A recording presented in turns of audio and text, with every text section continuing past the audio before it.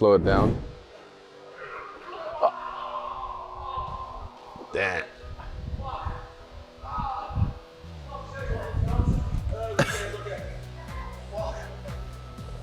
Damn.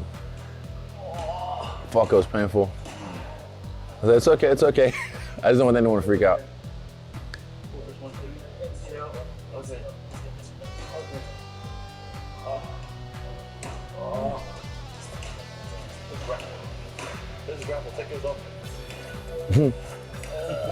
I should have stopped. Fuck. I remember the feeling as well. What did it feel like? It was like hot. It felt hot, like a burning feeling. But this is just mental toughness and adrenaline. What happened? I was like, UFC middleweight champion Israel Adesanya recently shared footage of a knee injury he sustained just days before his fight at UFC 287.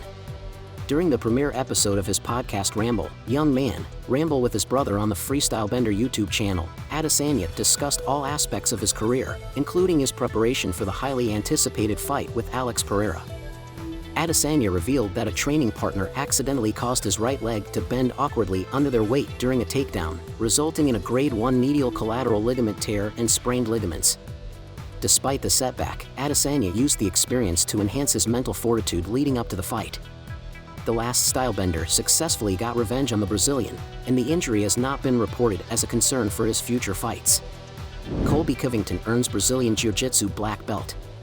In a recent Instagram post, Colby Covington revealed a new addition to his fighting arsenal.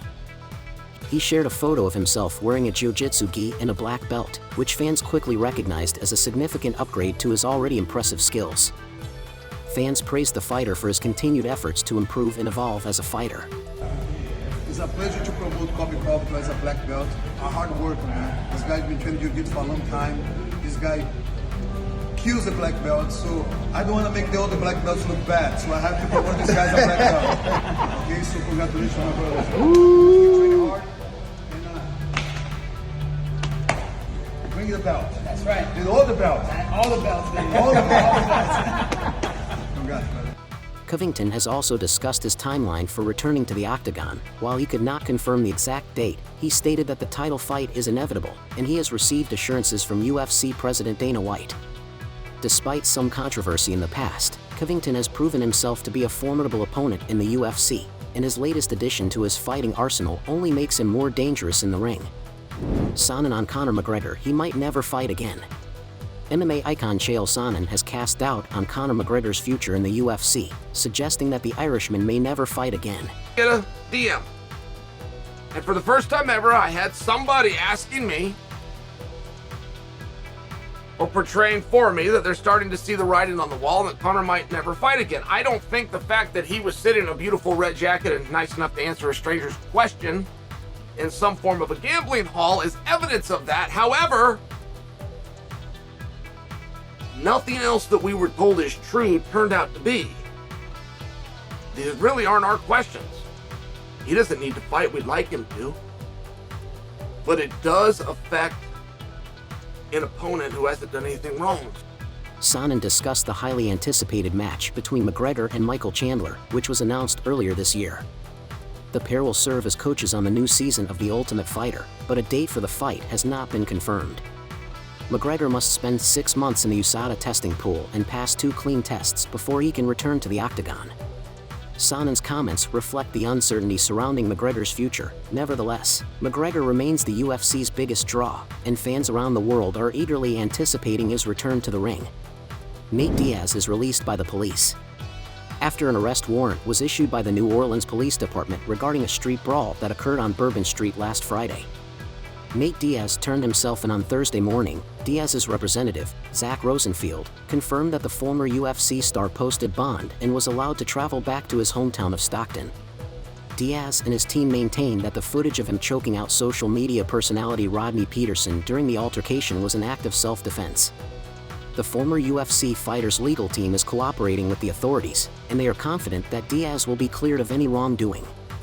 Israel Adesanya on Dricus du Plessis. Who the is this to tell me who the I am? Israel Adesanya's feud with Dricus du Plessis continues to escalate as the UFC middleweight champion lashes out at the South African fighter. Adesanya, who recently regained his title at UFC 287, criticized du Plessis for his remarks dismissing Adesanya, Kamaru Usman, and Francis Ngannou as true African champions due to their residency outside the continent. Adesanya responded by calling du Plessis a product of colonization, trying to tell me who the I am. In the octagon and on history, because what he's doing is creating divide. You can't, knowing your history. I've never questioned him as an African, because yeah, you were born in Africa, South Africa. Of course, you're an African. I've never questioned that. But who the is this cracker to tell me who the I am, who the Maru is, who the Ngannou is? I'm like, are you dumb? As a product of colonization, you're trying to tell me who the I am. You can take the boy out of Africa, but you can never take the Africa out of the boy. I never ever did that. Dricus and Whitaker are slated to face off in a pay-per-view event on UFC 290 on July 10th, with the winner becoming the first challenger to Adesanya's second reign. Adesanya has made it clear that he wants to face du Plessis in the octagon and shut him up. Daniel Cormier advises Sergei Pavlovich to wait for a title shot. Former UFC heavyweight champion Daniel Cormier has advised Sergei Pavlovich not to fight in a backward manner and instead take a backup role in the division. Against Cyril Gane, I weigh in and I sit there as an alternate. I don't know if I fight again, because against Cyril Gane, nobody knew it, but he was the alternate.